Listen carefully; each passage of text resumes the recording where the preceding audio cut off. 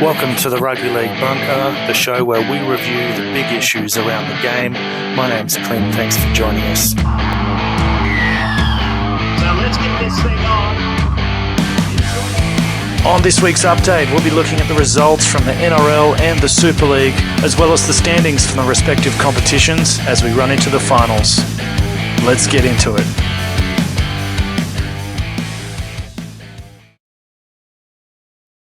Yes, 22 rounds are now done in the NRL, only 3 rounds left in the regular season and things are really heating up.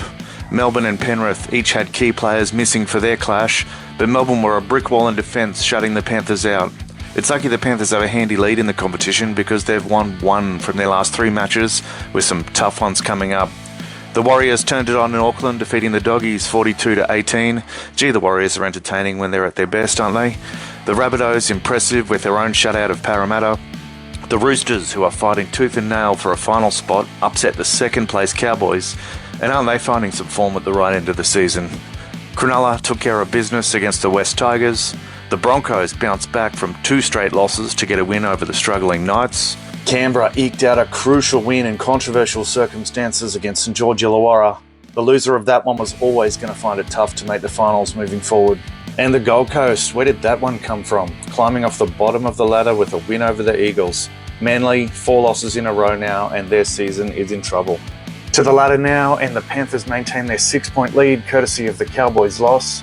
Things are tight from 2nd to 7th, with North Queensland, Cronulla, Melbourne, Souths, Brisbane and Parramatta all well in the hunt for top 4 spots.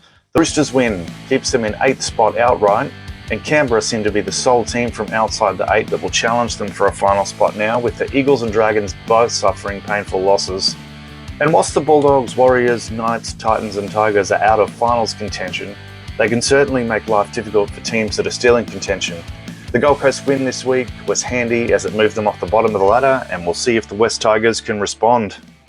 We've had 23 rounds completed in the Super League now, and Toulouse, in their bid to avoid relegation, held a 6-point lead over Warrington but couldn't go on and win the game.